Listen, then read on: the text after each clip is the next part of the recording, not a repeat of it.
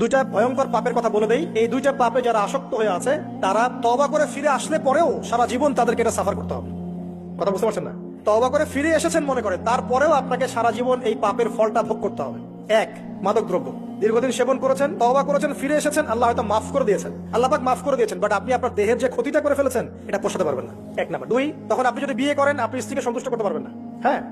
দুই নাম্বার হচ্ছে এই যে গোপনে যুবকরা যে পাপটা করে, মাস্টারবেশন, যেটাকে আমরা বলি হস্তমৈথুন, এই পাপ যেসব যুবকরা করছে বা করে, এবং অ্যাভেলেবেল এই পাপটা সবাই করে, কারণ এখন পর্নের যুগ, পর্ন দেখলে তো আর কোনো উপায় নাই, তখন তো এই পথেই যেতে হচ্ছে, নিজের উপরে নিজেকে জুলুম করতে হচ্ছে। যারা হস্তমৈথুন অভ্যস্ত হয়ে গেছে এরা যদি তওবা করে ফিরেও আসে, শরীরের যে ক্ষতিটা হয়েছে এটা পূরণ হবে না কখনো। এখানে আপনার দেহের ক্ষতি, আপনার মস্তিষ্কের ক্ষতি, আপনার পরিবারের ক্ষতি, এমন আপনি যদি পরবর্তীতে গিয়ে পরিবার গঠন করতে চান আপনি সুখী পরিবার গঠন করতে পারবেন না, কারণ ভিতর থেকে আপনি নিজেকে শেষ করে ফেলেছেন। গোপন পাপে লিপ্ত হবেন না, আপনি যৌবনকে ধরে রাখেন, ইনশাআল্লাহ দেখবেন আপনি সারা জীবন এনজয় করতে পারবেন ইনশাআল্লাহ। কিন্তু যদি এখন নিজেকে শেষ করে ফেলেন, এখন নিজেকে শেষ করে ফেললে আপনি বিয়ে করলে পরেও দেখবেন